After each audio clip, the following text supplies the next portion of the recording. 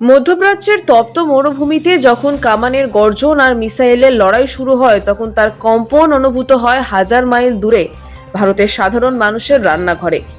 Iran এবং ইসরায়েলের মধ্যে চলমান এই বিধ্বংসী যুদ্ধ কেবল মানচিত্রের সীমানা পরিবর্তনের লড়াই নয়, বরং এটি বিশ্ব অর্থনীতির মেরুদণ্ড ভেঙে দেওয়ার এক নীল নকশা।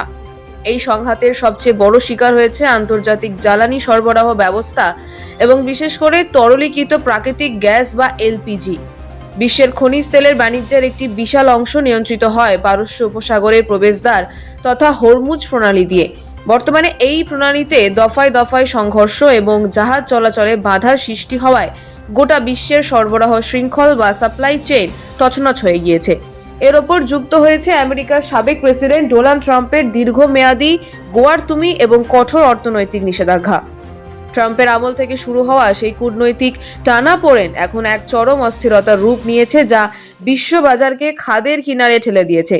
ভারত তার এলপিজি চাহিদার একটি বড় অংশ আমদানির ওপর নির্ভর করে এবং এই যুদ্ধ সেই আমদানির পথে এক দুর্ভেদ্য প্রাচীর হয়ে দাঁড়িয়েছে। ফলে ভারতের রাষ্ট্রায়ত্ত তেল সংস্থাগুলো বাধ্য হয়ে রান্নার গ্যাস বুকিংয়ের নিয়মে এক আমূল এবং কঠোর পরিবর্তন নিয়ে এসেছে। নতুন নিয়ম অনুযায়ী এখন থেকে ডাবল সিলিন্ডার আছে এবং গ্রাহকদের একবার রিফিল হওয়ার পর পরবর্তী বুকিংয়ের জন্য আগের 25 দিনের পরিবর্তে পাক্কা 35 দিন অপেক্ষা করতে হবে। 5 কেজি ও 10 কেজি সিলিন্ডারের ক্ষেত্রেও এই সময়সীমা অনেকটা বাড়িয়ে দেওয়া হয়েছে, যাতে মজুদ গ্যাসের সুষম বন্টন করা সম্ভব হয়।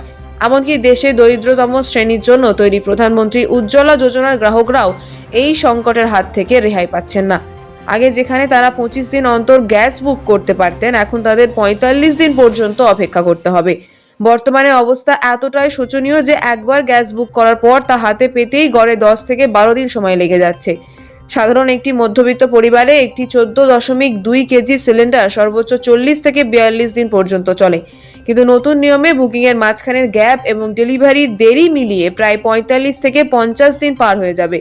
ফলে সিলিন্ডার শেষ হওয়ার পর অনেক পরিবারকেই কয়েকদিন উনুন না জ্বালিয়ে কাটাতে হতে পারে বলে আশঙ্কা করছেন বিশেষজ্ঞরা। এলপিজি ডিস্ট্রিবিউটর এবং ডিলারদের সংগঠনগুলো জানাচ্ছে যে সংকটের মূল উৎস হলো বটলিং প্ল্যান্ট। যেখানে আগে প্রতিদিন গড়ে 1500 সিলিন্ডার সরবরাহ করা হতো, এখন সেখানে আসছে মাত্র 400 থেকে 500 সিলিন্ডার।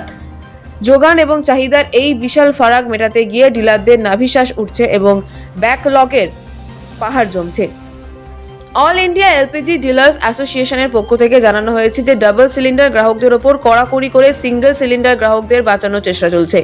তবে আন্তর্জাতিক স্তরে যতক্ষণ না যুদ্ধ থামছে এবং হরমুজ প্রণালী দিয়ে স্বাভাবিক পণ্যবাহী জাহাজ চলাচল শুরু হচ্ছে, ততক্ষণ এই সংকটের সমাধান অসম্ভব।